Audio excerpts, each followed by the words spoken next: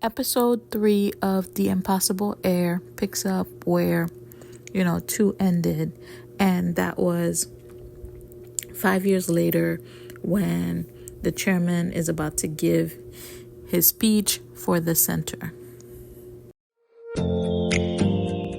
Hello, everyone. Welcome back to another review on the Review Garden. They showed you the scene where both brothers were in the room with the other guy. The other guy is the guy who took the report from Teo, and presented it to the second brother.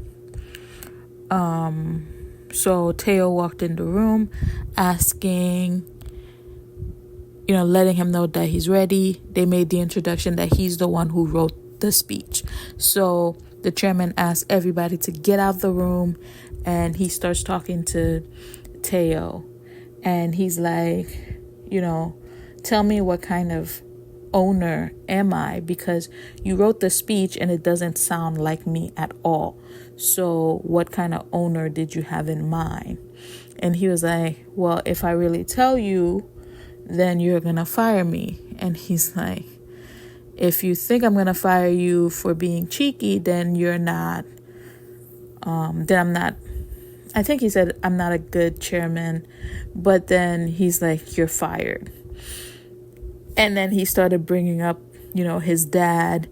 And he was like, I know why you wrote the presentation. I know what you were doing. You don't get to be chairman in this company without actually knowing what's going on in the company. And he's like, if you start standing out, then obviously I'm gonna want to learn your background. So he started talking about, his father, and Teo was pretty much getting mad. But I think that the chairman was just testing him, because even though he said he was gonna hand in his resignation after getting mad about the bit about his father, the chairman said something else. So I don't think he's fired. I think he was just testing him to see what kind of person he is. And is it just me, or are the Hulu, because I'm watching it on Hulu, and the closed caption is lagging, and I'm like falling behind because of the lag that it's having, and how quick it jumps to the next thing. And I'm like, oh my God, this is already an intense drama. So it's like, phew. But I wonder if the chairman knows that Teo and Inha are working together, because they were standing next to each other for the presentation, for the speech. So I'm like, does he know that they're working together? So it seems like another 5 years has gone by, and the chairman collapsed while he was, in the pool, while he was swimming laps in the pool. And his wife, his 2 sons, the older one and the second one, and the older one's wife came to see him. And, he looked like he was perfectly fine. But Teo was there. And 5 years ago, Teo told him that he was going to become his right-hand man. So we're about to find out what happened in those 5 years. While the 4 of them were leaving to go wherever they were going, after seeing the chairman, when they were in the elevator, the older son was like, he doesn't trust Teo. He's becoming too close to the chairman. The chairman is relying on him too much. Like, what if he does something stupid and, it's going to put everyone in jeopardy? And then the mom was like, you should probably, be careful what you say, because it sounds like you're saying you want something to go wrong. And then she directed her speech to the wife and was like, you should, learn how to make sure your man stays quiet, blah, blah, blah. And then he goes to her, before you tell my wife, how she should, um, quote, take care of her man, maybe you should learn how to take care of yours, pay attention to yours. And he was holding her, and the second son was like, whoa, whoa, whoa, what do you think you're doing? So with that kind of interaction, I feel like maybe the second son is her kid. Then it would make sense, like, why she hates Inha so much. So it's pretty much been 10 years, and you're telling me that the three of them haven't figured out their feelings yet? You're telling me that Teo still has feelings for Haiwan? Didn't she go to Inha? I mean, I know that, like, so 23 minutes into episode 3, right? I know that when she went to go live with Inha, she went back to Teo's house, knocked on the door, and that was the time when Inha was calling Teo, and then they just, fast forward. But you're telling me that after 10 years, they're still playing this triangle thing? Give me a break. I don't want to see that, honestly. Ouija's mom is trying to set her up on a forced marriage, arranged marriage. And, she's trying to tell the mom that the guy is pretty much a playboy. The mother doesn't care. She just cares about um, whatever business, you know, collaboration that she could do. And she's like, everybody in the family is in a forced marriage. And she's like, yeah, look at how miserable all of you people are. And I'm not trying to live like that. So she's like, she's not going to do it. And if the mom forces her, she'll die. And she's like, I mean it. And we all know who she has her eyes on. She only has eyes, and her heart only belongs to Teo. But we also know that he doesn't feel the same way. So I wonder if that's going to change in the future. People always say, like, it's the quiet ones you should watch out for. And in the beginning, I was like, this man does not say one word. That's why I was not able to, decipher if mad with if the mother was his mom or not. But this man is trying to take over his father's company, and I'm guessing by joining with someone else, because the father was pissed off when that guy was chosen. And then he was also, you know he went to the shooting range with the second son, Kang Sonju. So now they are going to try to stop it from happening. This is interesting, because I guess the person who technically should take over everything would have been the older son, but but it looks like the second son tried to, take it away a different with a different venture. And they also showed you him and the mother laughing, so she's probably in on it too. The way that guy hacked into Songju's phone, I was like, oh my gosh. And he didn't even, like, I mean, obviously he's sleeping, and then the phone just like lit up, and he just hacked the phone and started copying, everything, or connecting the phone with his computer, which means he could see everything he texts, he could see both sides of the camera, and he could see anything that he does on his phone from now on. And I'm like, imagine if someone did that to your phone. Oh my gosh. Like, you're sleeping and someone just hacks into your phone. That is some scary right there. Oh my gosh. They showed you Haiwan going down a flight of stairs, and then they showed you in her, beeping to get her attention. And then they zoomed out and showed you pretty much the streets and the stairs that she had to go down and where his Jeep was parked.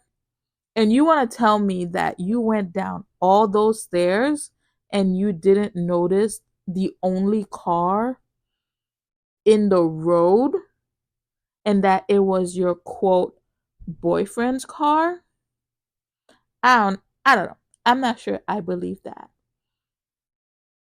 When you look at the family dynamic and how everyone kind of treats each other, I mean, they turn Inha into the outcast, but when you look at it, he's not the only one. The older brother is kind of like an outcast in a way too, because if I'm looking at it correctly, it seems like the older brother has a different mother, and the second son and Weiju have the same mom.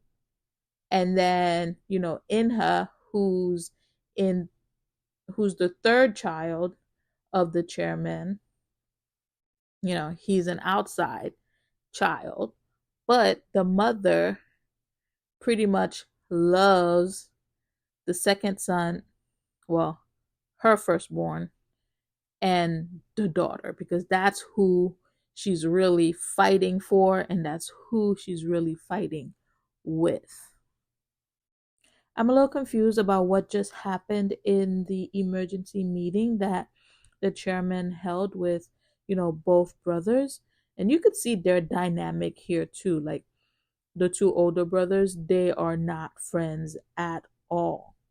But like, so what happened with Songju? He looks like he wanted to take over the center that they built like 5 years ago, but when the father found out, what he was doing, the father took the father worked so that he can get the center under the chairman, right? And then, so he's the vice president of Kong, Congo Group, but the president, the chairman appointed him, president of Congo Securities. And he is pissed off, but his brother is happy about it. So I'm guessing that Congo Security is really failing, and the father wants him to bring this one back to life. So in a way, I'm guessing it's kind of a punishment to the crimes that he committed. The wife came to threaten the chairman, because he messed with her son. Um, after the whole center fiasco. So she's like, I have everything I need to bring you down. And even during that, she gets a phone call, which I'm pretty sure it's the phone call about the prosecution office that went into the lawyer's office. So they're taking all the documents, you know, and stuff like that. So something might happen to the chairman in that way. But also, at the end of episode 3, he, since he, previously had a heart attack, he's still having heart problems. So every time he gets angry, he starts to feel it in his heart, and he felt it while he was talking to her, and he couldn't even take his pill. So he fell down, and the wife just looked at the pill, and she decided not to help him and walked out. And then the end of episode 3, they also showed you Teo show up, and he's just holding the bottle and not helping him. So episode 4 kind of starts where they give you a little backstory on, the conversation that they were having, and we'll find out also if Teo actually helps him or if the chairman passes away in episode 4. So Tejo did call 911 and they got the chairman in the hospital, but the doctors are saying that it's really bad.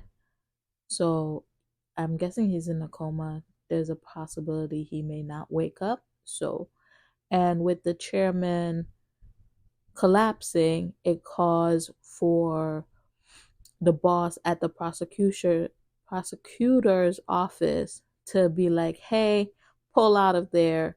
Let's stop this at the moment, right? So the guy in charge was pretty pissed. He was like, why did the chairman have to collapse now? Why? Why?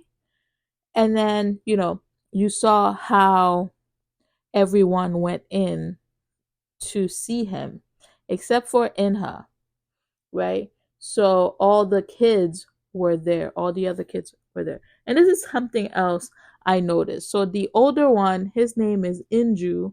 The second one, his name is Sungju. And then the girl, her name is Weiju. So, the second part of their name, their first name is Ju, all three of them.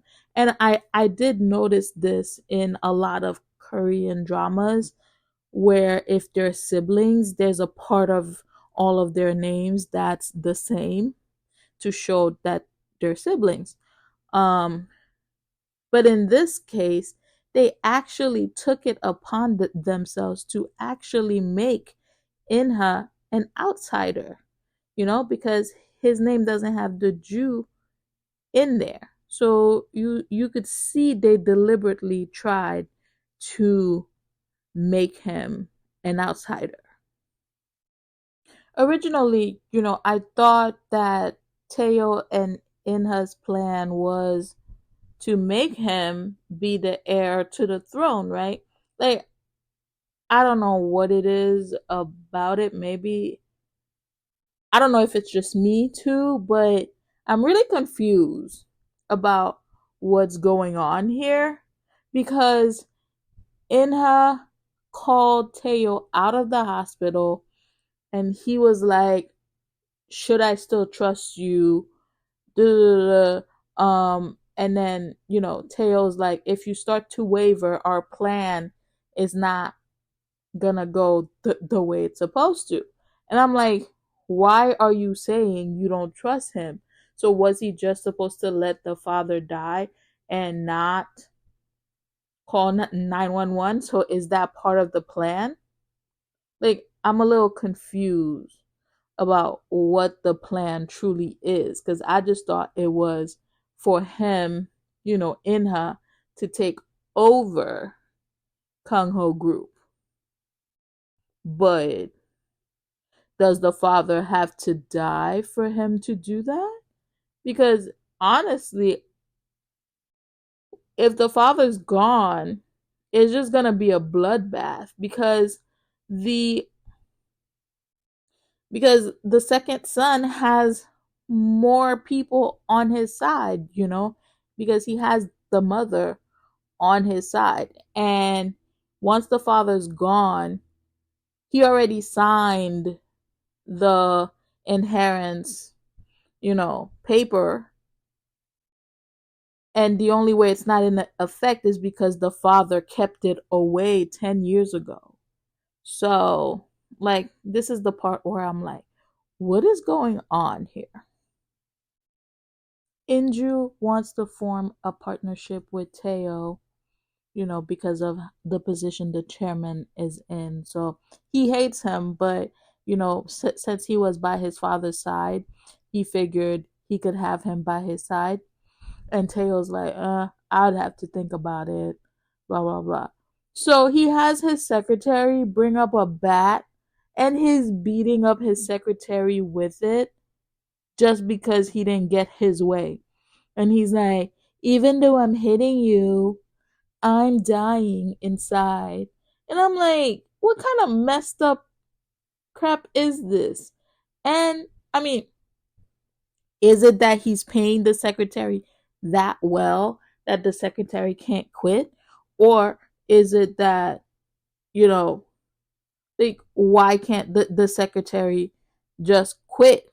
How much beatings can you take from someone? And the money is the money really worth it, you know? Um and then now he's having him follow Teo around day and night. And I'm like, that's a little extreme. But considering, who Teo meets with, it might give Inju the upper hand into, what he's planning. On another note, Haiwan is really annoying. Like, I don't really know what her role or her goal is here, but she comes over here, you know, asking him questions. What should we do now? Oh, you're the one, who says to trust you. And, he's like, you're not at a point to be asking me, to think of anything for you. And she's like, what if I am?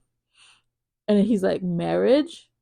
I mean, go marry Inha and be quiet, because I don't see why you're even meeting with Teo in private if you're in a relationship with Inna.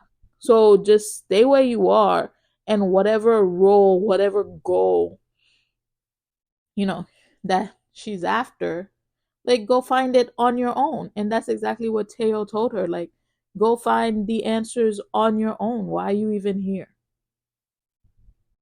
I'm not going to say I'm confused again, but because I am. But Inha ran away. Teo found him, and then he told him that, the chairman's fine. There was nothing wrong with him to begin with.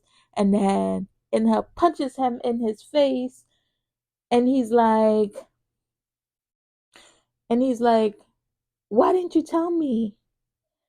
Like, this is where I'm saying I'm confused. So, like, he's mad that the chairman went down. He's mad at Teo that the chairman went down. He's mad at the Teo that the chairman is actually okay and there was nothing wrong with him to begin with. So I'm like, what exactly is the end game here? And he's like, you know, how can I trust you? Because you don't trust me. Is that why you lied to me? You didn't include me in it in the first place. He's like, oh, Teo's like, I'm doing this for you and only you. The reason I exist is for Inha. And I'm like, what is going on here? I thought that in the beginning he was like, I will help you become the heir of the Kongho group, and then you help me with my plan, which is, to live better. But then in the 10 years, everything he's doing is for Inha. I don't know.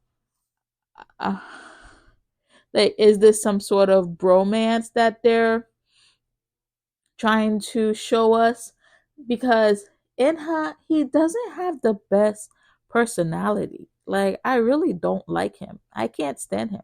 And I think him and, Haiwan, they belong together, because both of them, they could really be gone and the show can still prosper without them. So annoying. With the interaction between Teo and Weiju, I mean, you can kind of understand both sides.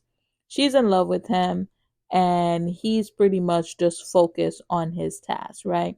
And she's like, I'm gonna marry you. And he's like, okay, let's get married. And then what?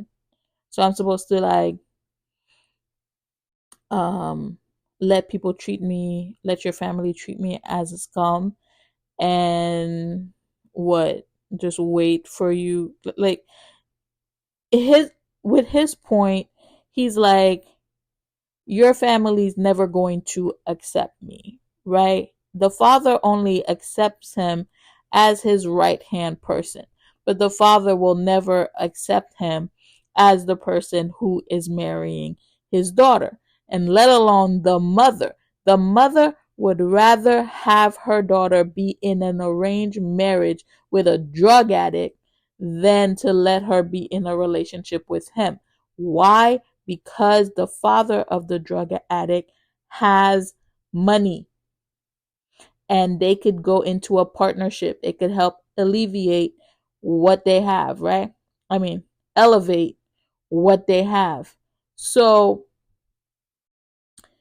the mother will never agree, for her to marry Teo. And then you have on her side, she's saying that she's going to protect him. And if she tells her parents that's who she's marrying, I'm like, girl, your parents are not going to listen to you, okay? I mean, your father might, depending on how you ask him, but for certain things. But I don't see, I mean, he hasn't really had to say anything about who she's going to marry. It's really the mom pushing her. But I feel like the father would really be against it. But this girl is like head over heels for this man, and she's been like that for like 10 years. And I would really like for them to be together, because if the writers are trying to push him and Haiwan in the end, I'm going to be like, ew, what the ew. No. Like they should really try to get him and Weiju together. And I feel like if she tries to run away from her family, I feel like that's the only way they could be together. So something happened to Kang Ho's securities, and it's all over the news, and Sungju is in trouble, right? So Inha goes to his father, because I guess that's part of the plan now to get Inha into the company. That's where he's, you know, coming to his part as being close to the father, right? So Inha comes in and he tells the father that he's responsible for, doing that. And then the father's like, "Oh, so you did it? So you did it as a gift?" Yeah, he was like, "I can't come empty-handed to see you." And so he's like, "Well, what do you want in return?" Inha's like, "I want you to tell everyone that I'm your son and let it be known that I'm your son." And then he's like, "Okay, we can make that happen." So then he goes to reveal to his wife that he's not really sick, because, and they're so stupid, because if he's in a coma, he could still hear you, right? So she's talking, her and her son went to go see the chairman while he was in the hospital, and she was talking about her plans and how, she plans to get revenge on him. And I'm like, why are you even saying this to him? He could be listening to you. You don't even know anything. So, he goes to see her and she's like, "Why? Why are you here? Were you fooling us? Were you tricking us?" And he's like, "Yeah, exactly. You should have killed me when you had the chance. And now you ain't got it." So, you know, he's like, "I'm going to kill you." So he walks away, and then she starts screaming. And I'm like, get rid of her, because her too. I'm like, I mean, I'm not really on the chairman side, but he is, I don't know. But I hate the mother more. You know what I mean? Like she could get all the revenge that's coming to her, because I really don't like her. The only person I hope that doesn't get hurt in all of this is Weiju, because she doesn't deserve any of any hate or any of the stuff that's happening between them, you know? Episode 4 pretty much ends with Inha going to dinner with all of his family members, and the only person there who was happy to see him was Weiju. Everyone else was not happy. The mom got up from the table and went to her room and pretty much, whatever. And then it also ended with them, with Teo, Inha, and the father and the chairman. I'm guessing they were going to a trial or something, or maybe they were going to the building. And the father was in a wheelchair, and Inha was pushing him. And he's like, "Are you ready, father?" And then that's when everybody's like, "What? Do you have another son? Do you have a child out of wedlock?" And that's how it pretty much ended. So next week, I guess we will find out for episodes 5 and 6. We'll find out what happens next. And this wraps up our journey on the Review Garden. Thank you for joining me today as we explored this drama. If you enjoyed this reaction and review, please remember to subscribe for more insightful videos. Don't forget to like this video and share your thoughts in the comments below. Your feedback helps our channel grow. As always, I'm truly grateful for your support and for joining me on this journey on the Review Garden. Until next time, and happy listening. Bye.